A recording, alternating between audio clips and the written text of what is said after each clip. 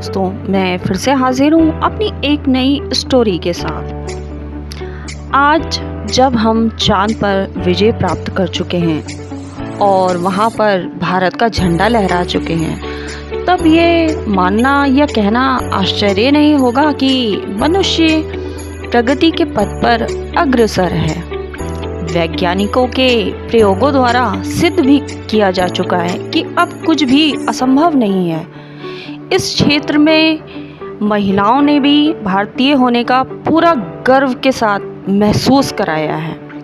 भारत अब प्रत्येक क्षेत्र में अपना विजय पंचम लहराना चाहता है, जिसमें सरकार द्वारा हर असंभव को संभव बनाया जा रहा है। आज विज्ञान की देन के फलस्वरूप हमें बहुत सारी सुविधाएं मिल चुकी हैं, जैसे गृह कार्य में मशीनी सुविधाएं, चाहे वो washing machine, mixie, TV, mobile, computer या एसी, फ्रिज हों आदि। समय की प्रगति का बदलाव प्रत्येक क्षेत्र में दिखाई पड़ता है, चाहे वो शिक्षा का क्षेत्र हो या फिर युद्ध स्थल। आज जहां मनोरंजन के क्षेत्र में कई चैनल्स लागू किए गए हैं, जानकारी हेतु डिस्कवरी चैनल, जहां जानवरों के विषय में दिखाया या बताया जाता है, अलग अलग भाषाओं में मनोरंजन के लिए बनाए गए हैं। एक समय हुआ करता था जब टीवी की दुनिया या शुरुआत कही जाती है, उसमें दूरदर्शन विज्ञान के अत्यधिक मनमोहक आविष्कारों में से एक था। वायरलेस और रेडियो को विज्ञान के महान चमत्कारों में गिना जाता था। हजारों मील पार से आवाज़ सुनकर लोगों में सनसनी पैदा हो जाती थी और वे यह आश्चर्य से कहते थे कि ऐसा कैसे संभव है।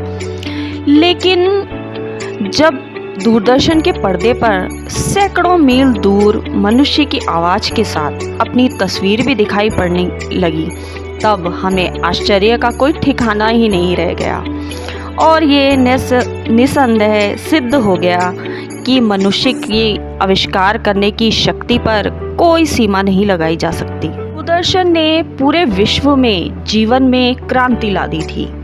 उन्नत देशों में तो लगभग प्रत्येक घर में टेलीविज़न सेट होते थे।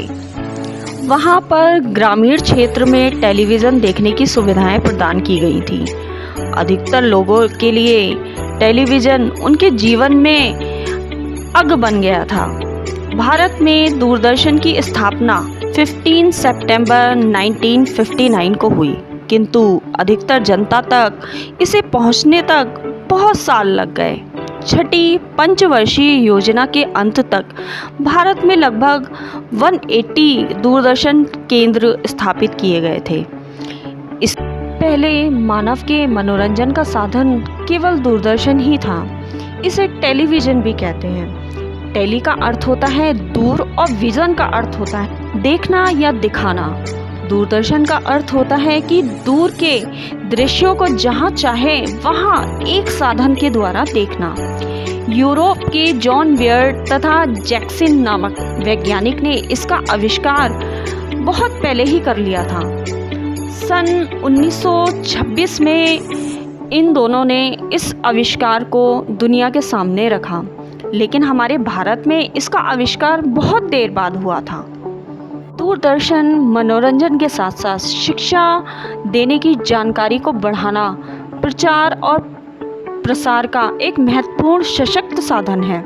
आरंभ में दूरदर्शन काफ़ी महंगा पड़ा था, इसलिए यह प्रत्येक व्यक्ति को तो क्या प्रत्येक देश को भी सुलभ नहीं हो पाया था। धीरे धीरे इसका प्रचलन बढ़ा और प्रसार इस सीमा तक बढ़ गया कि आज यह सर्वत्र देखा और सुना जा सकता है। अब यह राजभवन से लेकर झोपड़ी तक पहुंच चुका है। पहले ये श्वेत श्याम स्वरूप ही प्राप्त हुआ था, परंतु अब ये रंगीन दूरदर्शन सारे विश्व में उपलब्ध है, जिसके द्वारा हम देश विदेश में होने वाले खेल को घर पर बैठकर देख सकते हैं और उसका पूरा आनंद उठा सकते हैं। इसके अतिरिक्त देश विदेश में होने वाली घटित घटनाओं को हम सीधे अपनी आँखों से देख सकते हैं। आजकल इस माध्यम से कुछ कक्षाओं की पढ़ाइयाँ भी हो रही हैं, जिसे बच्चों को बहुत भली भांति समझाया भी जा सकता है। आजकल दूरदर्शन को भू उपग्रह से भी जोड़ा गया है ताकि ग्रामवासी भी इसका भरपूर लाभ उठा सकें। आज के व्यस्त जीवन में यह मनोरंजन का एक बढ़िया और सस्ता साधन है। इसके साथ ही इसमें नाटक, हास्य व्यंजक, संगीत, कवि सम्मेलन और चलचित्र, अनेक सीरियल देखकर लोग अपना मनोरंजन भी करते हैं।